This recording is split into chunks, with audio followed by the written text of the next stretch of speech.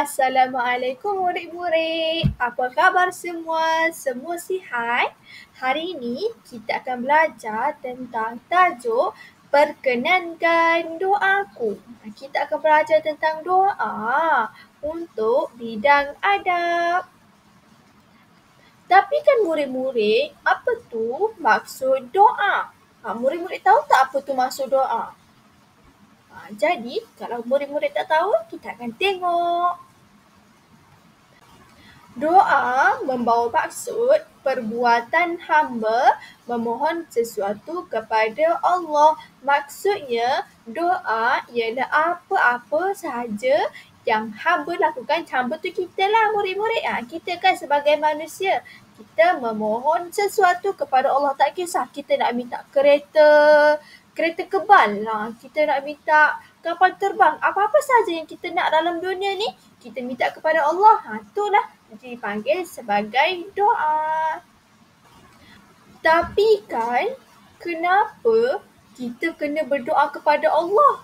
Tak boleh ke kalau kita nak meminta kepada ibu bapa kita ke, tumbuhan ke, haiwan ke, apa-apa saja, tak boleh ke?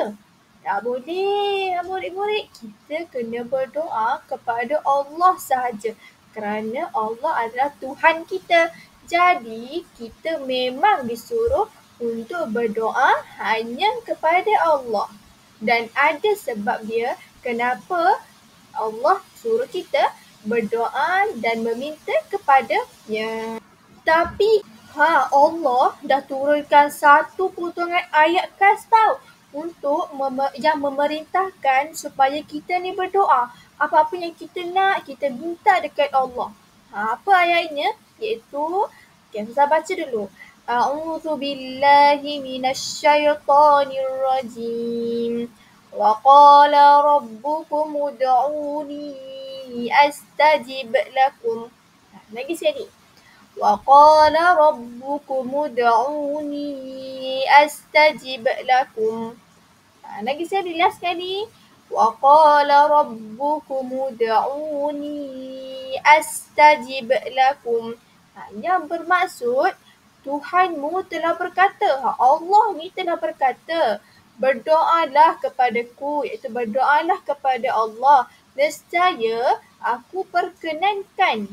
Nescaya nanti Allah perkenankan. Itu nescaya Allah akan terima doa kita.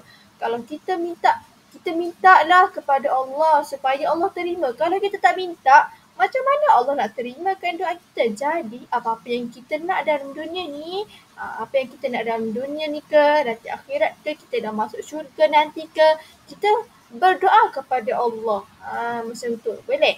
Okay, firman ni diturunkan, ayat Al-Quran ni diturunkan dalam surah Ghafir ayat 60. Okey murid-murid, itu sahaja kita akan tengok untuk subtopik yang pertama, iaitu maksud berdoa dan dalil tuntutan berdoa. Apa-apa soalan yang murid-murid tak faham, boleh ajukan kepada ustazah. Okey?